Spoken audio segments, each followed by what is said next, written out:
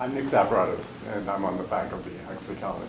And we're really, really pleased to have A-P Hurd here today from Seattle to talk about something that is a topic that is really important to all of us here at Huxley College.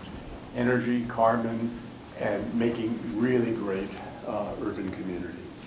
And she's got a lot of expertise in this area. A.P. is a vice president at Touchstone Corporation, which is the Seattle real estate development company that is specializing in urban infill projects, and also a Runstad Fellow at the College of the Built Environments at the University of Washington, which is their urban planning and design division.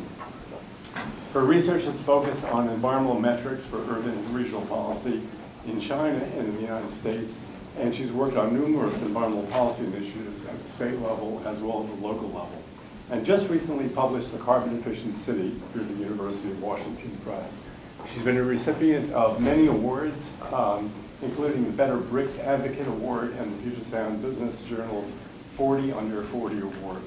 So I'm really pleased to invite you, and before turning it over to you, I have to give you the honorary Huxley College mug. Very good. Thank you very much. It's always good to have extra mugs. So hello to you all. I gather that you all are mostly in environmental science, and some of you are urban planning. Who's in environmental science or some kind of related field? Okay, and who's in urban planning? And who's in none of the above? And just what are some of you in? Geography. English. Chemistry. Fabulous. Okay, well, that's really helpful because then I kind of know who the faces are in the audience. So I realize that it is Friday at 3 o'clock and that everybody's probably feeling just a little draggy, and I'm super pleased that you're here. I'm really delighted to be here. I'm going to tell you a little bit about some of the ideas in my book, The Carbon Efficient City. But before I tell you about the content, I'm going to tell you a little bit about the story of how it came to be, because I think it's kind of an interesting story. So in 2007 or 2008, there was, are you familiar with the Urban Land Institute, most of you, some of you? The Urban Land Institute is a professional organization for urban planners and developers and building owners and transportation planners that really focuses a lot on research related to building great cities. And in 2008, they convened an event in Seattle that brought together people from all different sectors to think about how the region was going to grow. And it was called Reality Check. And basically what they did was they gave people these big maps of the Puget Sound region.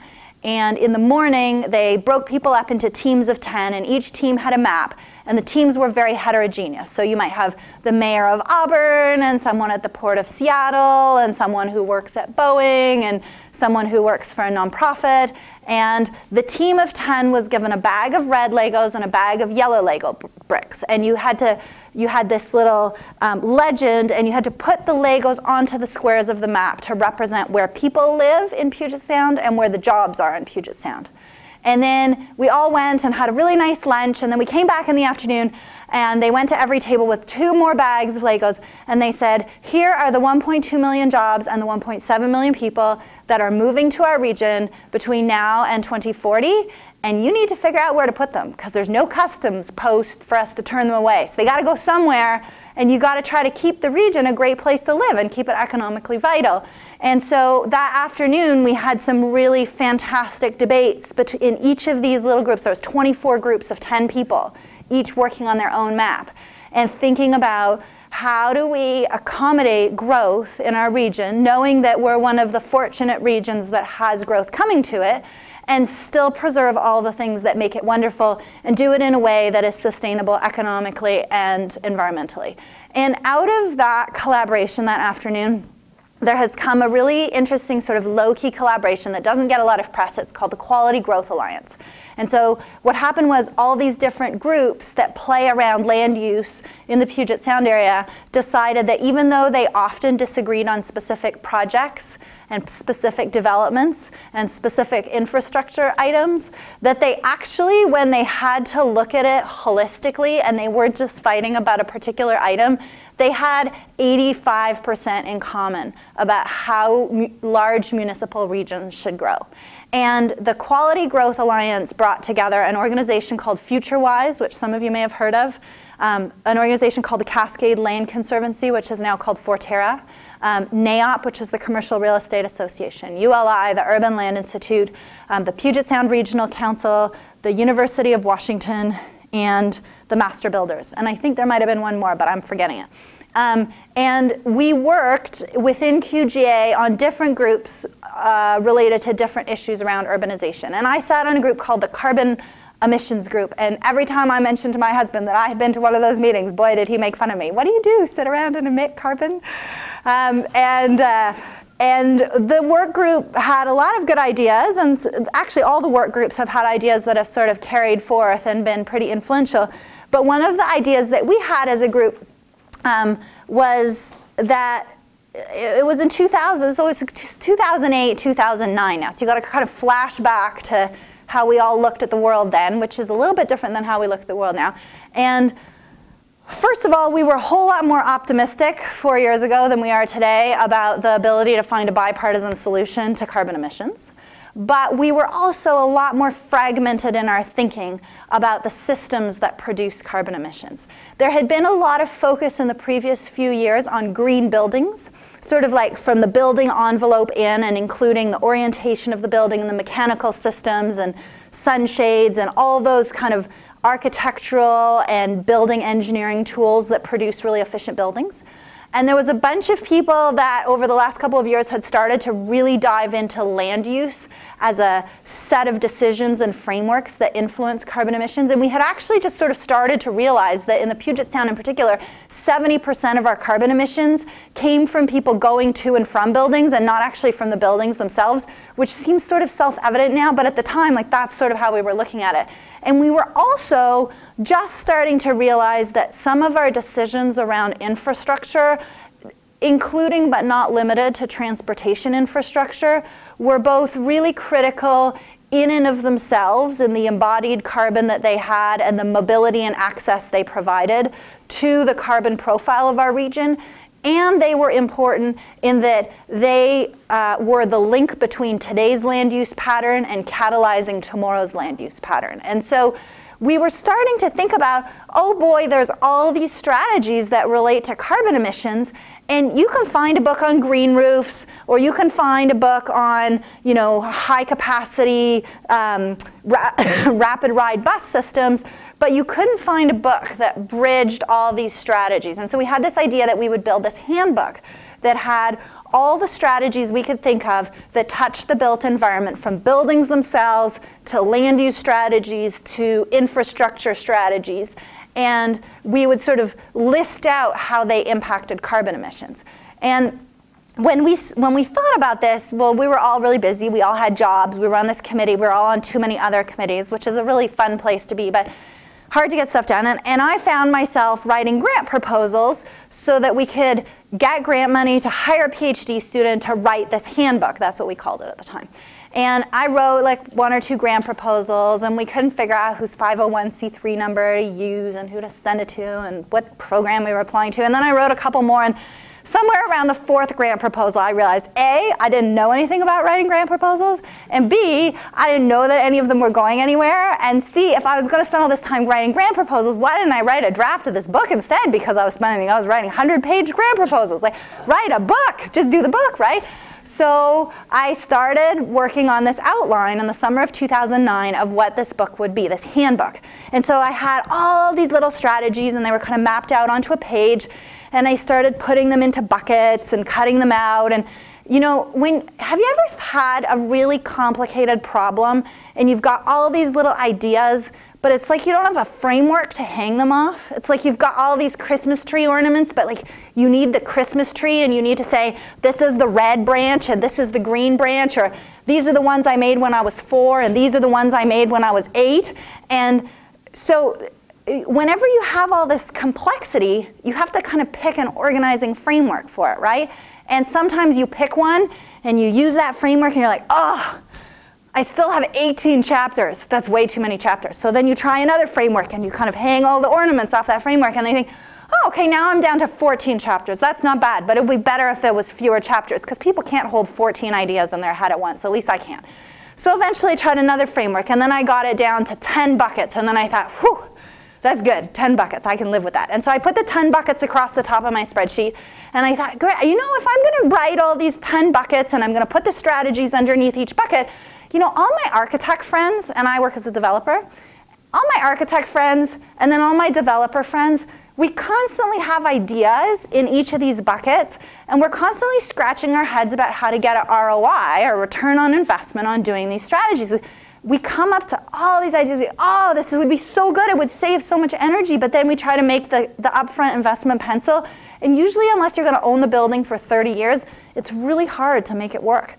And so it sort of begged the question, if you're gonna put these 10 buckets out there with all these ideas, then shouldn't you talk about what needs to change to make those ideas financially possible?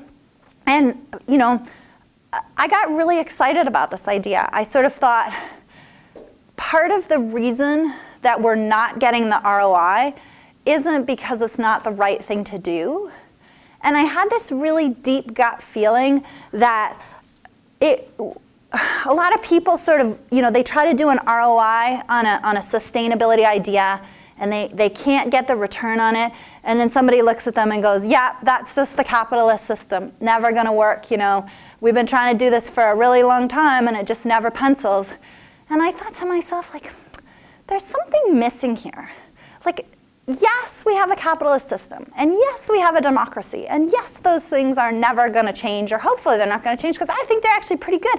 But to pretend that we have these perfectly efficient markets, that everything just flows through in this perfect classical economic theory, is actually a lot of bunkum, because we do have taxes and we do have subsidies and we do have really powerful lobbies that lobby for tax breaks for various corporations, and we do put in place all these things in our economy that don't reflect the true cost of a whole bunch of things that we use. Like, there's a reason that there is corn in so many of the products that you eat, and it's because the USDA subsidizes the heck out of corn production, right?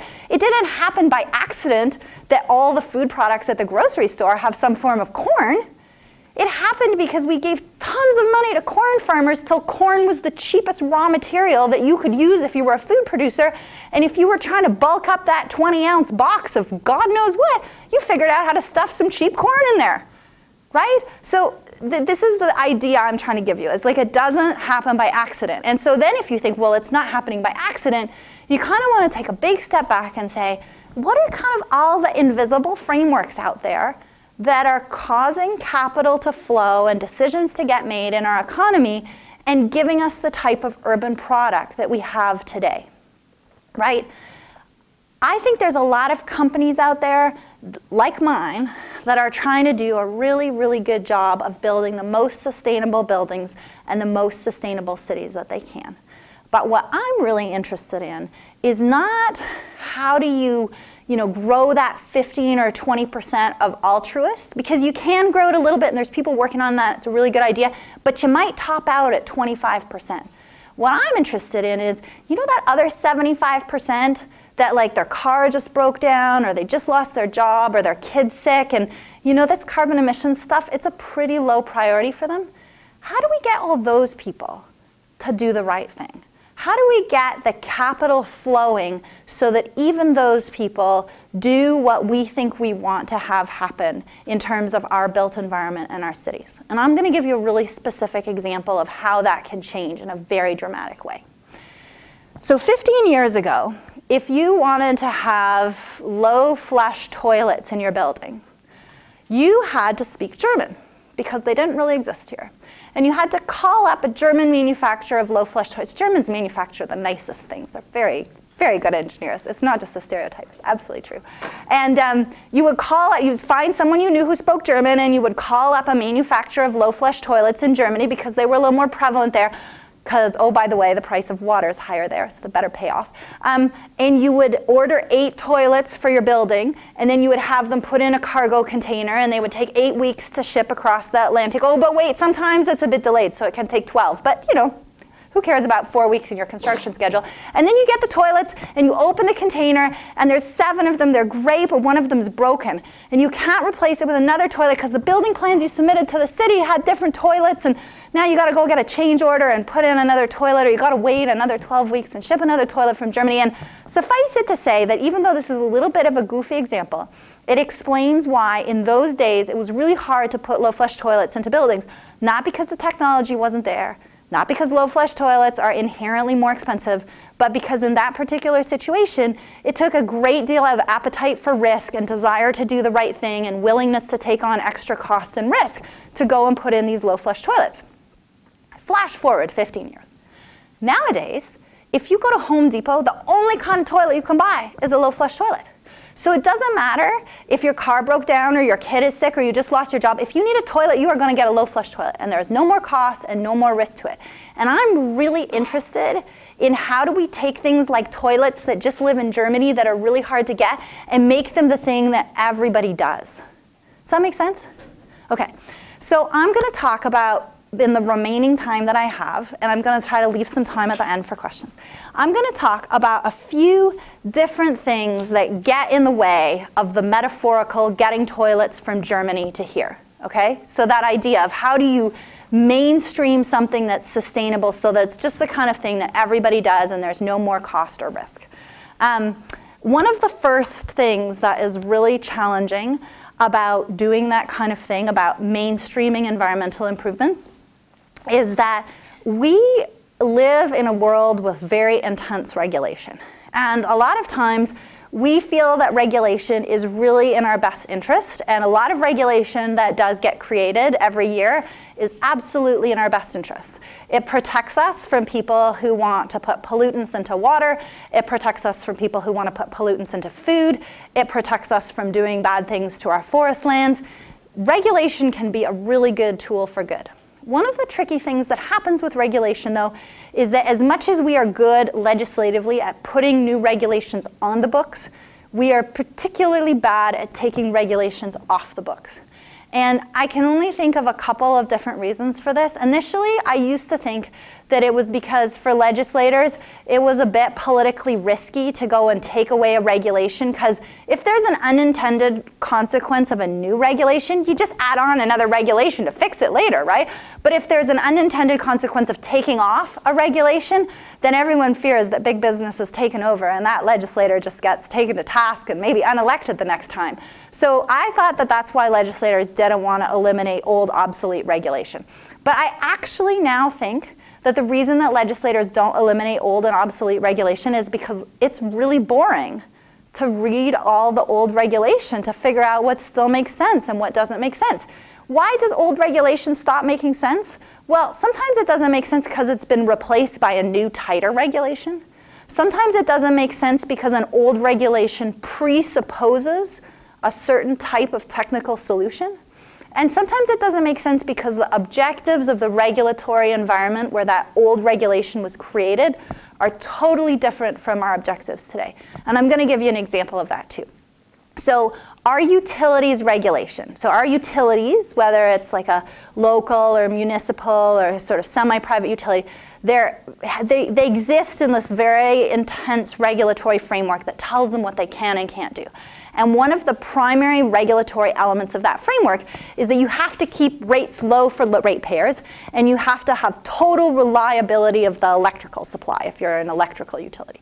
And excuse me, this is very interesting to me because this is a set of regulation that was crafted in the 1950s and 60s when we had a very manufacturing intensive economy with a lot of heavy manufacturing that used a lot of energy, and the people who created that regulation truly believed that fossil fuels were basically endless, They didn't really know about global warming, and they thought the best way to grow our economy was to push as much energy as cheaply as possible down the pipe to the end users, right? So it was really a good thing for them to be doing.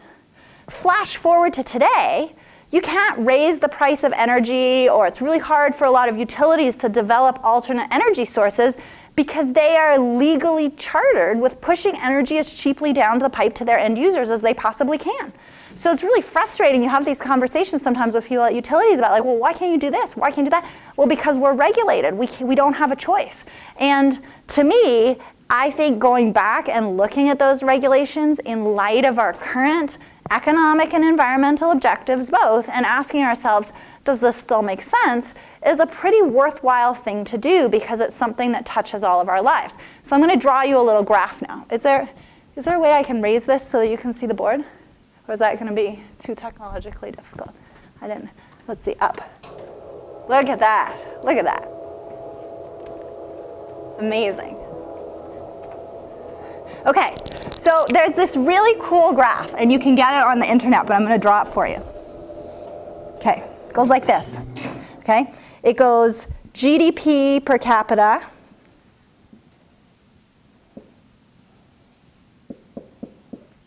on this axis, and up here it has energy use per capita.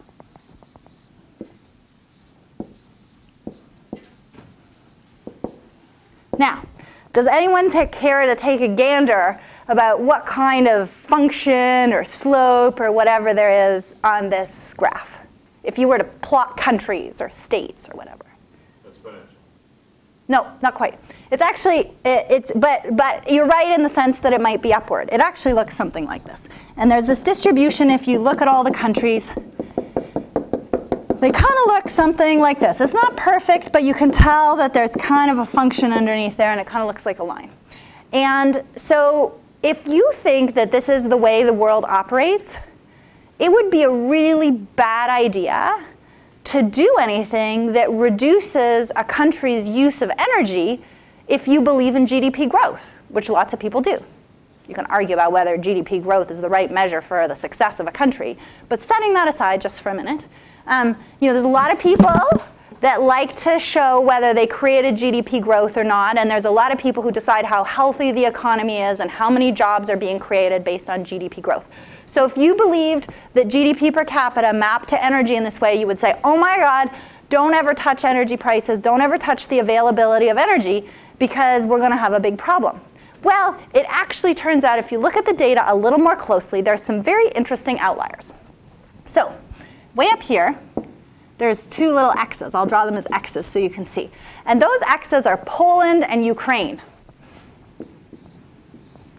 And those are heavy, intensive manufacturing economies, right? And they look a lot more like the US economy did in the 1950s. So actually the regulators who put those regulations about utilities in place, not only were they catering to this mean, but they were actually doing a really exceptional thing for an economy that looked like this. Because it was even more energy intensive to increase economic output back in those days. Does that make sense to everybody? Yeah? No? Anybody? You can say no and I'll explain again. No? Good, okay. So today our economy looks a little different than Poland and Ukraine. We're probably closer to this trend line, so it's a little better. Now, there's a couple of outliers on the other side too, it turns out. So way over here, there's a couple of other countries. Can anybody take a guess at a country that would have very high GDP for low energy use per capita? Sweden. Yeah, Germany. So the two that are really the crazy outliers, I think Sweden and Norway and those guys, they kind of come out down here, but they're still not too far from the trend line. These guys are actually Hong Kong and Singapore. And if you think about it, it's maybe not that surprising, because it's not just that Hong Kong and Singapore people turn off their lights at night, it's that they don't drive. And if you go back to that Puget Sound example where 80% of our carbon emissions and therefore a really significant part of our energy use is getting around to and from buildings, and you look at the Hong Kong economy where only 1 family in 10 owns a car, you begin to realize that it sort of makes sense that they're really jumping off the trend line in a pretty significant way. Not only that, but their economies are not very manufacturing oriented. They're very financial services, design, IT, those kinds of service-oriented, design-oriented economies. And so they actually probably resemble more what the US economy looks like today and more what it's trending towards. And this is exciting because it means that there's actually probably a bit of room to revise our utility regulations and allow ourselves to look at how we provide energy and at what price and at what level of reliability in a way that doesn't irreparably harm our economy. You know, back when people started sending power out through the power lines, the whole idea of service level agreements didn't really exist, right? But today you have a service level agreement with your internet provider, and you have a service level agreement with your cell phone provider, and that kind of idea that you can provide service most of the time, but maybe at some peaks you don't, and that allows you to be a little more flexible. Those are really interesting ideas, and they open up a lot of possibilities around innovation. Let me explain why. A lot of our clean energy sources, like wind power or sunlight or other forms of clean energy, are pretty cyclical in terms of the amount of energy that's delivered or that's created at any one source site. Does that make sense? So wind energy is cyclical because the wind doesn't always blow everywhere. And sun energy is cyclical from day to night and even from cloudy to uncloudy days. And depending on what season it is, there's a different amount of solar energy that gets created. Well, anytime you've got an input source that's a little bit volatile, you have to store and you have to plan for max peak capacity and all these other things, and you've got to be able to load shift and things like that in the system. Having the flexibility to not have perfectly 100% reliable power might allow a lot of these load shifting and variable technologies and storage capacity technologies to come into play much more quickly and to be commercialized before they're perfect. Is there anybody who's an engineer in the room? Fantastic. Okay. Have you ever done any kind of industrial engineering or statistics? No, I just started. Okay. Is there anybody else who's done statistics in the room? Yeah? Okay. Do you know what happens? So if you have a normal distribution, right? And it looks kind of like this. This is the mean. This is the normal distribution.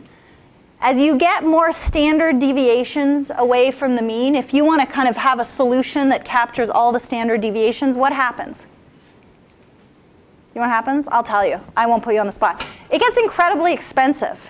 If you try to design a solution that works 90% of the time or 99% of the time or 99.9% of the time, which is 99.8 is 2 or 3 standard deviations away from the mean, it's actually not that expensive to have a solution that meets all those cases. But if you have to have perfect reliability, like 99.999999, so like 7 standard deviations away from the mean, your solutions become incredibly expensive because they have to be totally foolproof and error-proof. Does it make sense now why allowing yourself a little range of error might allow you to commercialize some other technologies and get them into production in a way that's just a little bit less expensive and put them into use before they're perfect? Does that make sense to everybody? Does it make sense then why relaxing the constraint on reliability of provision of energy use to certain end users would open up the universe of the kinds of forms of alternative energy that could become commercially viable?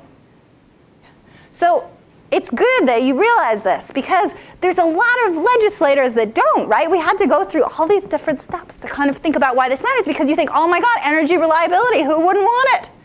But at the same time, at the end of this conversation, you kind of think, oh my God, energy reliability, maybe it's not a bigger priority than some other things. And if we just eased up a little bit on that regulatory piece, we would open up a universe of possibilities that would become much more commercially viable than they are today.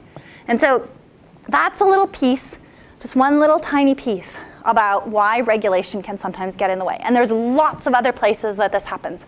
Just at a macro level, another place that it happens is it tends to restrict entrepreneurship.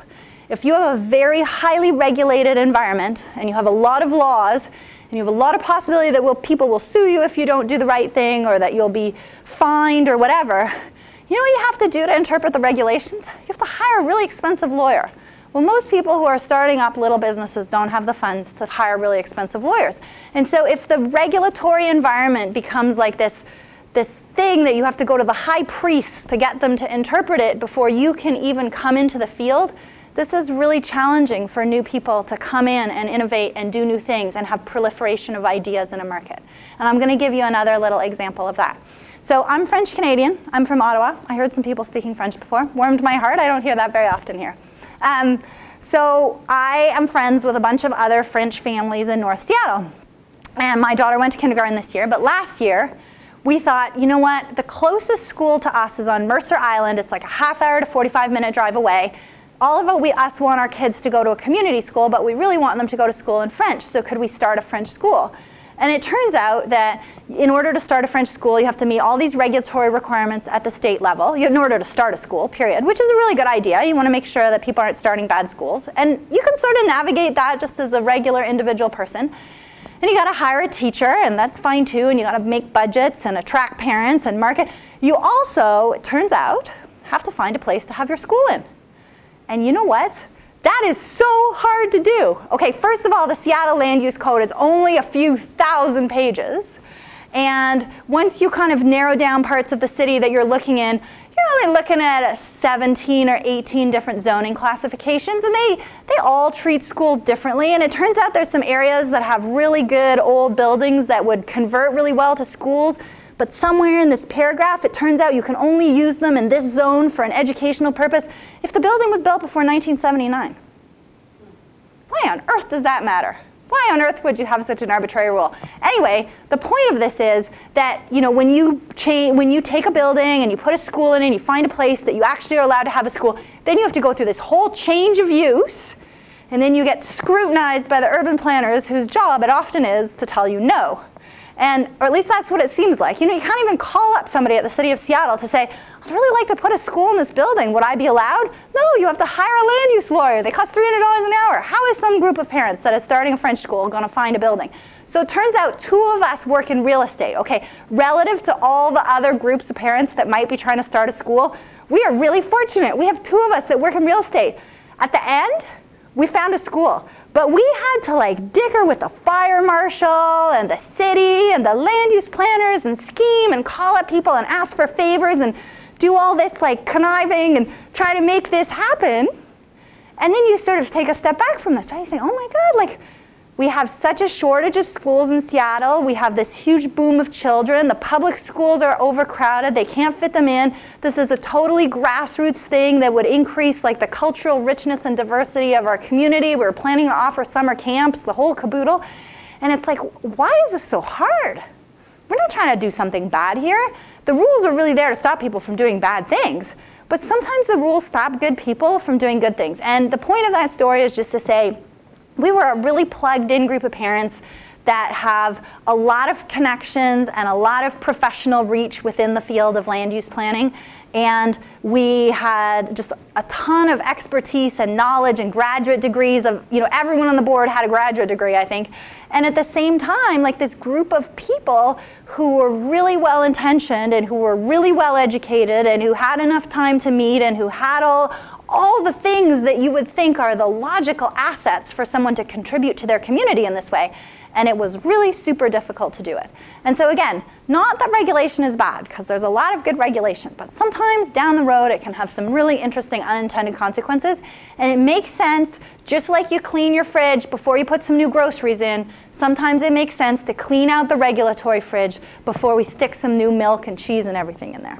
Okay, next idea.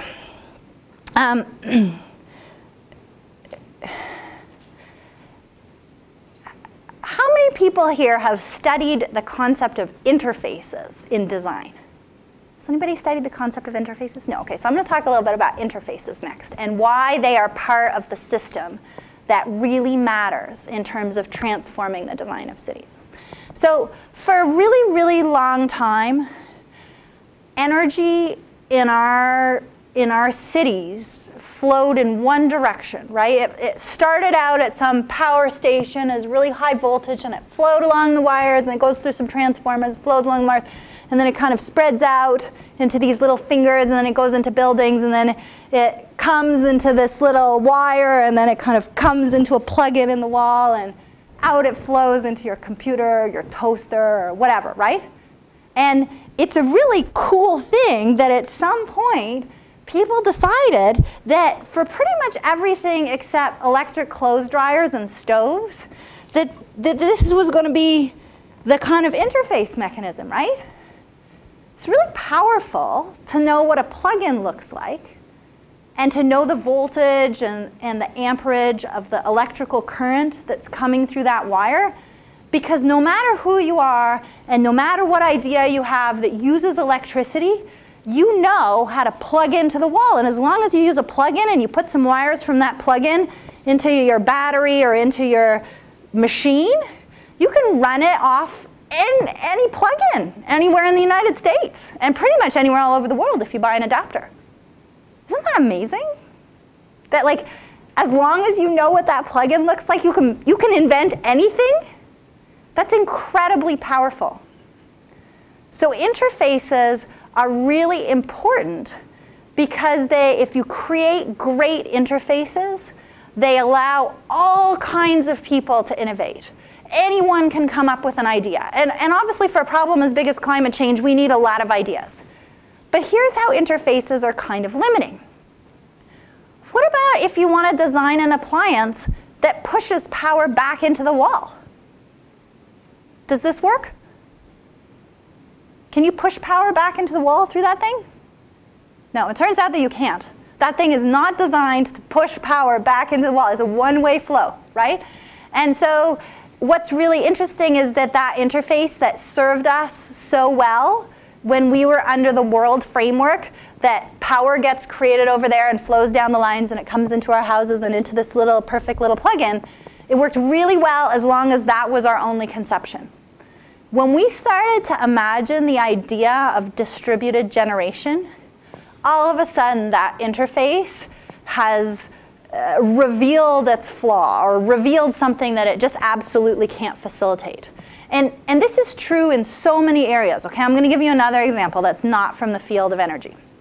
So when Boeing was looking a few years ago, they design a new commercial airplane program every 10 years, right? And so when they were thinking up the 787, the Dreamliner that they just released a year ago, but they should have released 3 years ago, you know that one, it was kind of late. So when they were dreaming up 13 years ago to make the Dreamliner, they had another idea for this airplane that was shaped like an airfoil. Right? It looked sort of like one of those, I don't know, they called stealth drones or something like that. Yeah, okay. Yeah. So, okay. So, but this was a commercial airplane for people to ride in, and it kind of looked like that. That's a top-down view, by the way. From the side, it sort of looked like this, right? But it didn't really have a wing. And so they took this out to their engineering team, and they kind of want people to start thinking about how could this work and everything. Well, it turns out, okay, the groups at Boeing, they're organized into like the wing and the fuselage and the windows. And you know what? They saw this thing. They were like, well, how do we break down this problem? They were used to having an interface between the two teams that was about, this is what the wing does. It sort of bears load and holds up the airplane. And this is what the fuselage does. It carries the people, and it's the part that you climate control, and it has all the navigation equipment up front and a cockpit here. And they understood how their two pieces of the airplane came together. But all the knowledge on either side of that interface was locked into totally separate engineering groups. They engineered two sides of the problem, but there wasn't people who crossed over. Does that make sense to everybody? And actually, a lot of people believe that one of the reasons that airplane didn't come into production and that people sort of moved towards the 787 instead when they were kind of at that early brainstorming stage was that the interfaces in the organization and the knowledge base and the kind of human resources of how Boeing was organized, just that interface was already so locked in that it didn't allow people to reimagine an airplane that didn't depend on the two sides of the wing and the fuselage. And so interfaces are really important too, because sometimes they lock us into a way of thinking that doesn't allow us to reimagine something else. And so it's pretty important, I think, when you're thinking about problems that relate to sustainability or to cities, to think about where are the interfaces. Sometimes those are physical interfaces, but sometimes they're the way that two organizations relate to each other, or to how knowledge is held, or to how policy is created. And sometimes that really reduces the effectiveness of how we do things in cities. I'm going to give you just one more example so that this makes sense, and it's going to be more of a policy example. So again, I'm not speaking to Bellingham, and I'm sorry because I don't know exactly how your transit system works here. But in Seattle, we have this really interesting situation where our regional transit, so everybody kind of lives in the region and they go to jobs in the region, they go to sports games in the region, and they go to school in the region. They don't just move around their neighborhood, they move all over the region every day. Okay, so sound effects, good sound effects. It's not what a bus sounds like at all. So there are different agencies that run this transit. We have Sound Transit. They run a bunch of kind of intercity buses, and they run the light rail. And we have Metro Transit, who runs all the buses in King County. And then we have Community Transit. I don't exactly know what they do. And then we have Everett Transit, which runs transit in Everett. I think Community Transit is some of the areas to the north of Seattle. And then Tacoma has its own transit system, and it has this loop rail that goes through its downtown. And also there's like parts of the region that are not at all served by transit, but these agencies have these weird monopolies where no private sector person is allowed to come in and create a transit system, like a little shuttle bus or something, not allowed.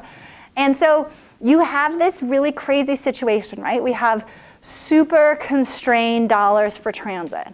We have increasing transit ridership in our region. We have increasing cost of gas so that more people just need to ride transit whether they want to or not because they can't afford to drive. And we have increasing road tolling, which is kind of doing the same thing as the increased price of gas. And we have increased congestion, which is another factor, time cost, that is causing people to get out of their cars on a transit. So we've got ridership that's going like this. We've got money that's kind of going like this. And it seems to me that in that situation, the best thing to do would be to pool all that money and for everyone to just sort of set aside their political differences and say, okay, we got this amount of money. How do we get the most people where they want to go as fast as possible with minimum time wastage at the lowest possible cost, right? Isn't that the question that transit is trying to provide a solution to? Well, it turns out that we can't. Because we've got all these little groups, and they have interfaces between them, and they have ways that they're allowed to relate, and ways that they're allowed, places they're allowed to provide service, and places that they're not allowed to provide service. And this is another one of these crazy historical legacy things. Like, it kind of grew this way because of all these things that happened probably before I was even alive. And you kind of look at it now, and you sort of think like, these interfaces are not serving us very well. We need to kind of like rub away at some of how this framework is organized and kind of ask ourselves that big picture question. How do we move the most people we can at the lowest time cost and the lowest money cost with the resources that we have? And so that's another place that it's interesting to think about interfaces, is thinking about when a problem's really fragmented, how can you look at it more holistically? The last thing that I'm going to talk about, and then I'll move to questions, is the role of pricing. And I think this is a really touchy subject, and one that, like I mentioned at the beginning of my presentation, has become more and more polarized between the right and the left. 4 years ago, John McCain came to Portland and talked about a carbon tax. That doesn't really seem to be even a glimmer in the eye of the new and more center Mitt Romney. I don't know, could be Paul Ryan. So the question then is, where can we go in terms of providing more transparency about the true cost of energy and the true cost of water, because the two are really related. There's a lot of processes that if you try to make them more energy efficient, they use more water, and there's a lot of processes if you try to make them more water efficient, you use more energy. You know, low flush toilets, they actually use a little more energy to kind of get that whoosh of water to clear out the toilet bowl. I think it's really an interesting question of where can we go in the next 4 years after the presidential election. It obviously depends a great deal on who gets elected. But one of the places where there probably is room for a little leverage is looking at where do we subsidize things that we don't actually think we really want. Or we're subsidizing something that we think we want less of. Or we need to raise some tax money, so let's raise it on something that we would like less of. And so those are kind of interesting questions. You know, there's a study, and it was done by one of the government departments, but I can't remember which one, and it looked at, from 2001 to 2007, the subsidies to different energy providers across the country. And the oil and gas industry over that period got about $85 billion in subsidies. And the clean tech industry got about $7 billion in subsidies. So sometimes we have this perception that, oh yeah, the way forward is to sort of subsidize clean tech, and that can help. But people are never really sure that those subsidies are going to be there tomorrow, and it's really hard for venture capital and private equity to invest in new technologies when they don't really know that the economic framework that they're investing in is going to be there tomorrow. But one of the other things we could do, you know, we're in this really budget-constrained world. Like, we could stop spending money on companies that are already really, really, really profitable, right?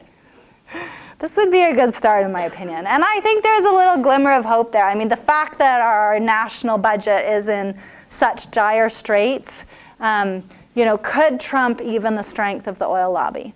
The other thing that I will say is, you know, in my book, I talk a little bit about the mechanics of how I think an effective carbon tax could work. I think a carbon tax is pretty important for a couple of reasons. One is that I think there are clearly very big economic risks associated with the possibility of climate change. And I think we have seen some of those economic impacts in the form of extreme weather events that we've had in the last few years. I think there's a lot of people who sort of raise the question of like, yeah, but are we really, really sure that climate change is happening? And to those people, I would say, you know what? It doesn't matter. I'm not really, really sure that my daughter is going to get polio. In fact, I don't even think it's very likely because not many people in North America get polio. Do I get her immunized against polio? Of course I do. Does she cry? Does it suck? Yes, it's terrible. It's horrible to watch your 7-day-old baby getting 4 immunizations. It's horrible. She's 5 now. She's totally over it. But you do it because as a parent, it's a form of insurance, right? You suffer this little thing up front that's really pretty minor in the grand scheme of things, so that in the long run, you know your child is not going to have, granted, an infinitesimally small but totally disastrous thing happen to them. Same thing with insurance for your house, right? Do you think that your house is very likely to go up in flames? No, not really. There's only about 4,000 houses in the US every year that go up in flames, and there's, you know, in the hundreds of millions of houses. So it's not very likely to happen, but do you buy fire insurance for your house in case it happens? Of course you do. If you could possibly afford fire insurance, you buy it. Well, it turns out that The Economist, which is a very respected, slightly right-of-center publication, has figured out that for less than 1% of GDP, we could actually create a tax shift, which is not more taxes, but it's kind of like moving taxes to the things that you don't want instead of taxing the things that you would like to see more of, which is really good economic policy, that if you did a tax shift, that you could for less than 1% of the cost of GDP, make the kinds of reductions in our carbon emissions that would mitigate the risk of global warming really substantially in almost everybody's opinion. It's a statistical problem, so there's no absolutes in this. But So to me, it seems like this falls into the realm of things that are like buying house insurance or inoculating or immunizing your children, right? And so I'm always sort of fascinated that we get into these battles about, is it really, really, really happening? Well, it doesn't really matter if it's really, really happening. It's probably happening. The other thing I would say, just to explain the concept of a tax shift, is the idea that for a lot of people who are more right of center in their view of the world, the notion that you can create too much taxes and that you can hurt economic productivity by taxing too much is very real. It doesn't really matter whether you believe that or not, but there's people that do, and they're part of the group of people that have to vote for a carbon tax if we're ever going to get one. And so one way to kind of get around the arguments about raising taxes is to say, look, how about if we don't raise taxes? How about if we just keep taxes at the same level they are today, but we'll move the taxes away from the stuff we'd like to see more of and towards the stuff that we would like to see less of. So if we would really like companies to create jobs, and you'll never find a presidential candidate, and it turns out there's like 7 presidential candidates, you'll never find a presidential candidate that doesn't say that they're going to create jobs, right? Well, one way to create jobs, and a lot of people to the right of center really believe in this, is to tax small and medium-sized companies who are the big job-creating companies, or heck, tax all companies a little bit less on their income and profits. And another thing that you can do if you're really concerned about social equity is you can give people who are working people who are struggling to kind of make ends meet, you can give them a tax rebate, or you can cut their taxes, right? There's a lot of people who want to do that too. So what about if we did a little bit of those strategies and instead we just tax energy use a little bit more? No net new taxes, but a shift from taxing one place to taxing the other. That means that people in the net who are a little above average users of energy are going to come out just a little bit worse, and people who are a little lower than average users of energy are going to come out a little bit better. This has actually been done before. So back in the day, you know, at some point, there's a very analogous situation. We used to think that smoking tobacco was not necessarily bad for you. And there was a big tobacco lobby that wanted to sell a lot of tobacco.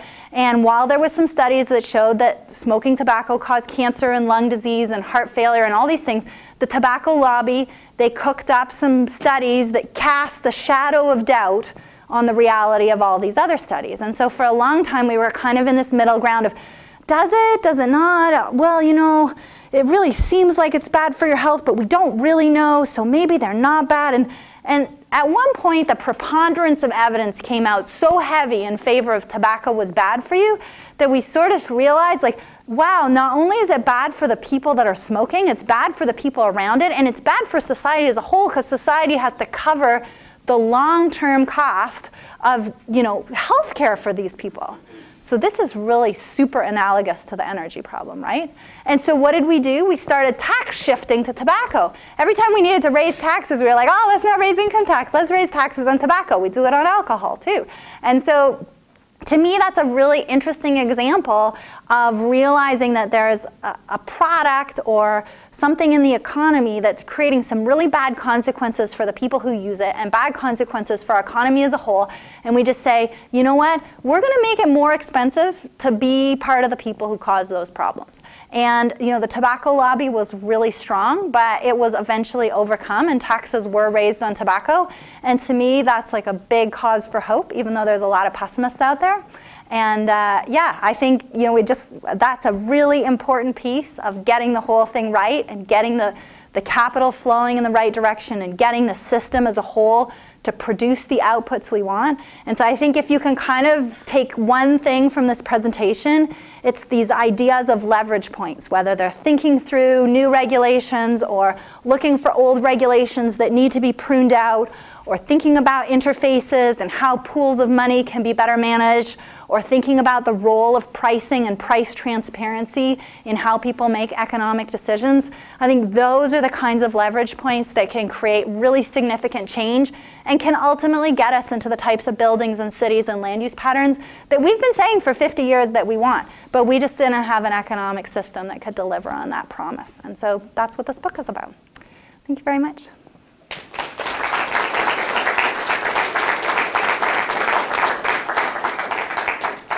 So I'd be super happy to take questions. I think we have a little time. Yes?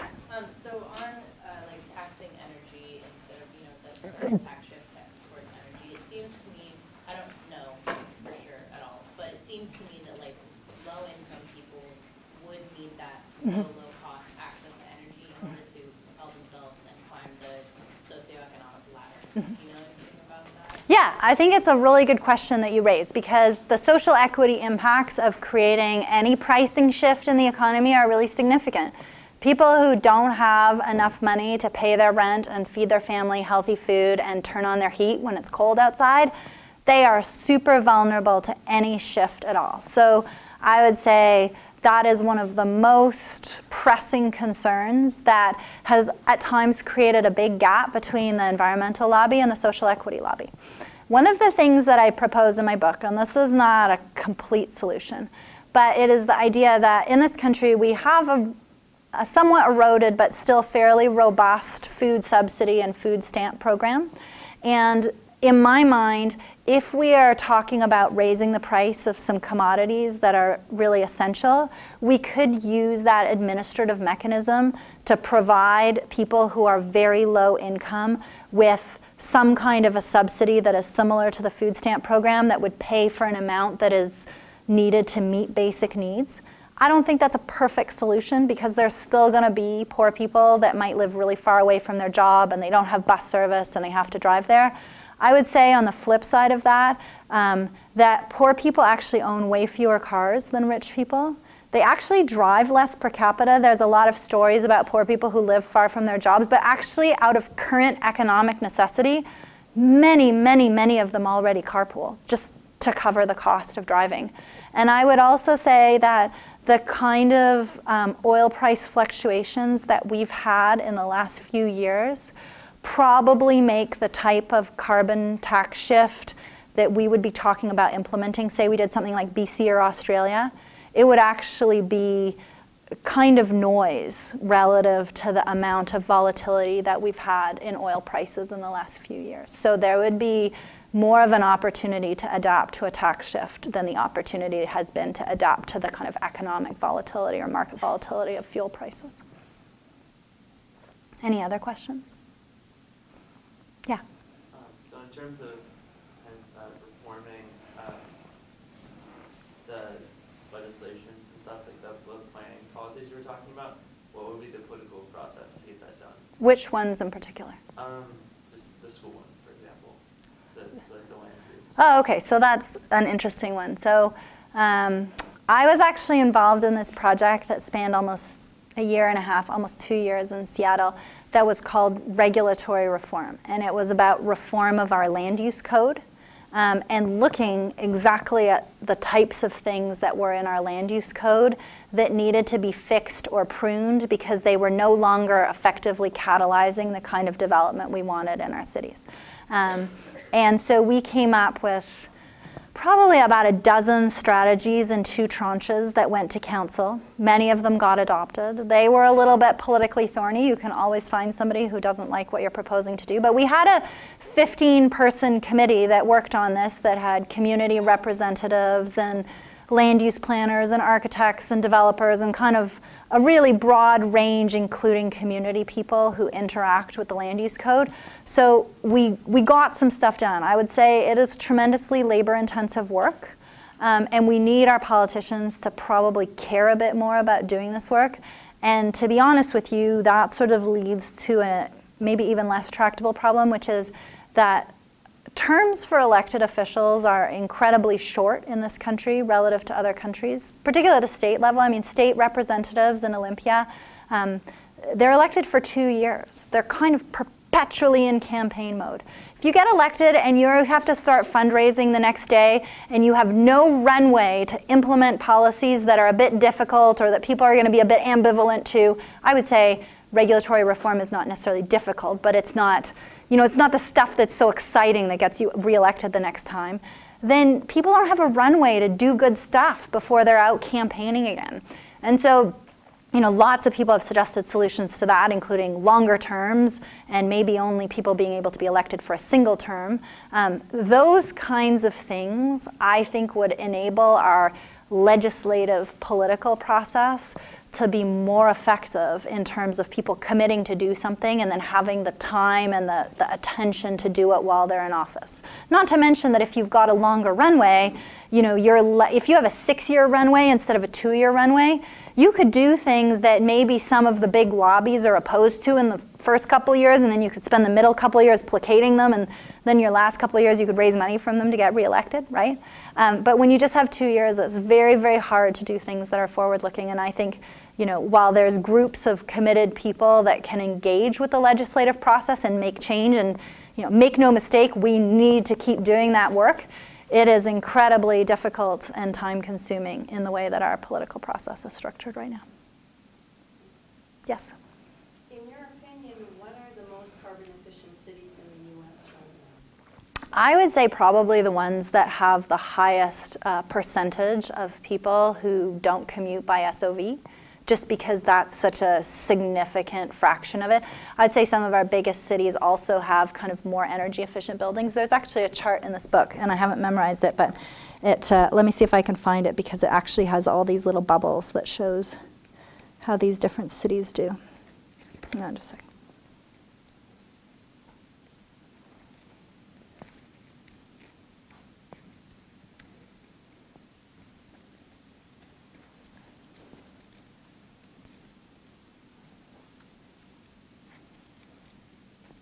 Aha, here it is. So the cities that have the highest percentage of commute alone by car are, so commute alone by car means you don't have anybody else riding in the car with you. Oklahoma City, Indianapolis, and Louisville. The city that is by far the biggest in commuting by public transit is New York City at 55%. Followed by Washington, D.C. at 35%. Seattle hovers just under 20%. Now, there are people that commute neither by public transit nor by SOV. Seattle downtown, actually, people who work in downtown Seattle, it's actually better than New York City. There are only 28% of people who come downtown Seattle to work every day that commute by SOV. Everybody else gets there some other way. So, you know, there's bright spots. Anything else? Yes. I have 2 questions. The first one is about that Boeing engineering thing.